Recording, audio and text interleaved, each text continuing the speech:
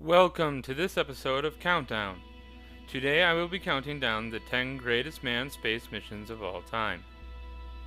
STS-1 was launched in December of 1993.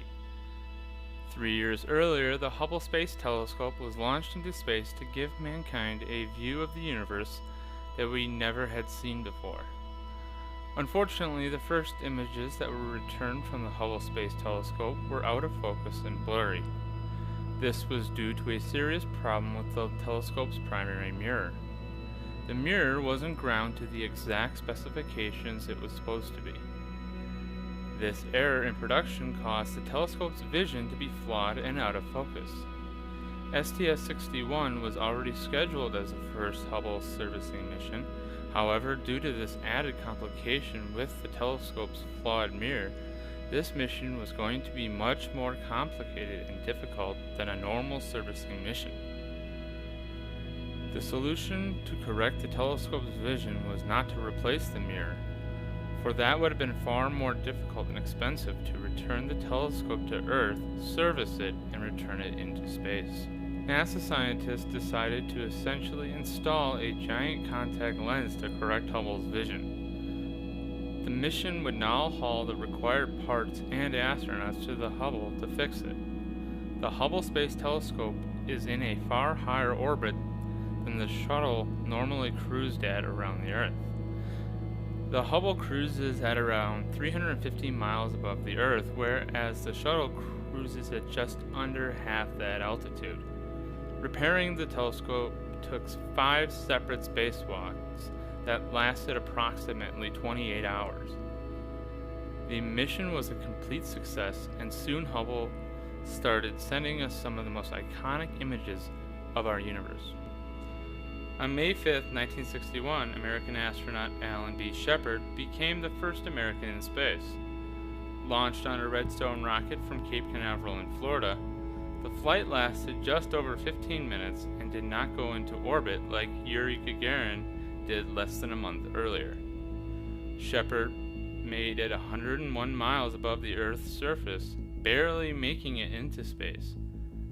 Although it was a small accomplishment compared to the Soviets' Vostok 1 back on April 12th, its success was the green light for U.S. President John F. Kennedy to set forth the challenge of putting a man on the moon and returning them safely to the Earth by the end of the decade. Many people think Sally Ride was the first woman to go into space. Well, they are wrong.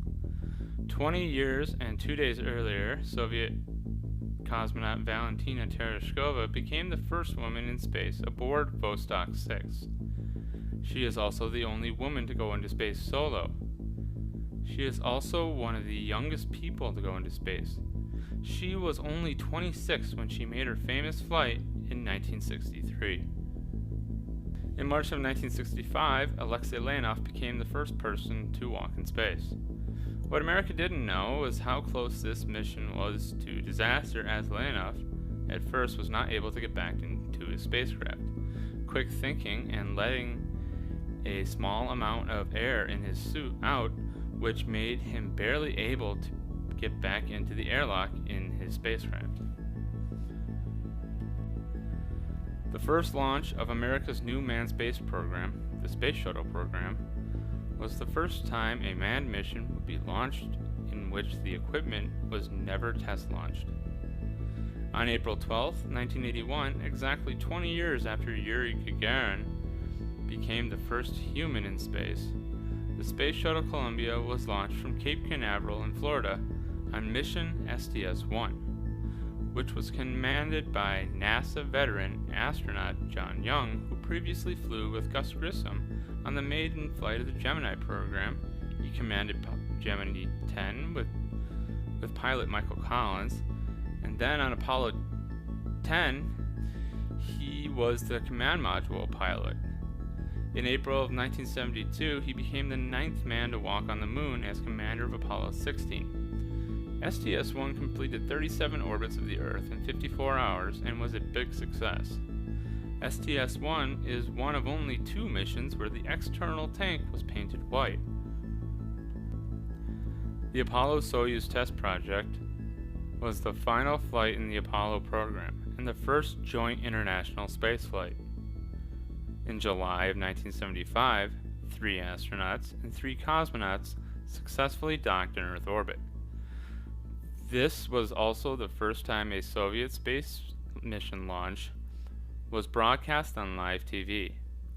The mission was also the first and only spaceflight of astronaut Deke Slayton, who was one of the original Mercury 7 astronauts, but was grounded due to a heart murmur. Slayton never thought he would fly in space. In 1972, he was cleared by NASA physicians, and he got a seat on the final Apollo flight. On April 12, 1961, the Soviet Union launched Vostok 1 and became the first nation to put a human into space. Yuri Gagarin was launched from the Baikonur Cosmodrome in Kazakhstan and completed 1 orbit of the Earth. This feat was accomplished by the Soviet Union is what forced NASA administrators to make the bold suggestion to U.S. President John F. Kennedy for America to put a man on the moon by the end of the 1960s. Apollo 8. This mission was a large gamble for NASA.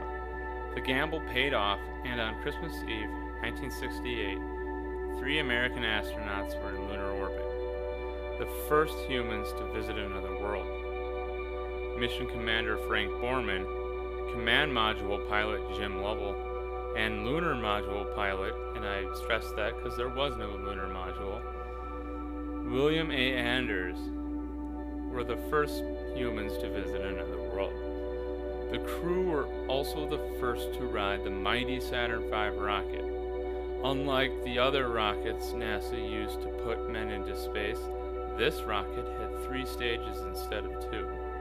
The Saturn V remains to this day as the most powerful rocket ever launched. Apollo 13 was supposed to make the 3rd lunar landing in April of 1970. The mission was launched on April 11th from Cape Kennedy in Florida. On April 13th, a massive explosion crippled the service module, which supplies the command module with the main life support system and also the main engine on the service module. After the explosion, Mission Control decided not to use the service module, so the crew had to shut down both the command and service modules and try to survive in the lunar module, which had its own fuel and life support systems. The life support systems on the lunar module were not designed to support 3 men for a long period of time. In reality, they were designed to support 2 men for around 2 to 3 days. Mission Control had to find a way to stretch the LEM's resources to accommodate 3 men for 4 days. The lunar landing was aborted, and the crew would not go into orbit around the moon. Instead, they would use the moon's gravity to slingshot them back to Earth. The entire world followed the events of this mission for the next 4 days until they saw the parachutes that slowed down the command module open successfully, returning the 3 men home safely. The reason I have this mission ranked at number 2 is that even though it was a partial failure, Mission Control found a way for them to return home successfully, utilizing what little resources the crew had. Apollo 11 is the most iconic space mission of all time. On July 20th, 1969, Mission Commander Neil A. Armstrong became the first human being to walk on another world. Armstrong was joined on the lunar surface by Lunar Module pilot Edwin Buzz Aldrin 15 minutes later, while Command Module pilot Michael Collins kept vigil in the Command Module in orbit around the moon. The mission was a culmination of almost a decade of innovation and exploration in a race to put the first man on the moon between the 2 superpowers of the United States and the Soviet Union. Apollo 11 was launched on the morning of July 16, 1969, from Cape Kennedy, as it was officially known back then. where over 1 million people showed up to watch the launch live with their own eyes. On July 20th, the lunar module, known as the Eagle, undocked from the command module, known as Columbia, and began its descent to the moon. The landing was considered to be the most hazardous part of the entire mission. It would take the Eagle 15 minutes to descend to the lunar surface. The navigation computer took them close to a boulder field, so Armstrong looked around for another landing spot. He found one on the other side of a crater with very little fuel remaining and landed on the moon. I want to thank you for watching. We are still new at this, and we are still working on improving our channel's viewing and entertaining experience. If you liked what you just saw, then click on the subscribe button so you can be up to date on our latest content when it is released. Feel free to click the like button as well. Also, check out our other content, including the various Let's Talk content. We will be doing our best to deliver new content as frequently as possible. If you have any questions or would like to suggest a topic to be covered by us, or if you would like to submit a story to be featured by us in one of our upcoming videos, then you can contact us via Gmail or hit us up on Twitter. You will find links to both in the description below.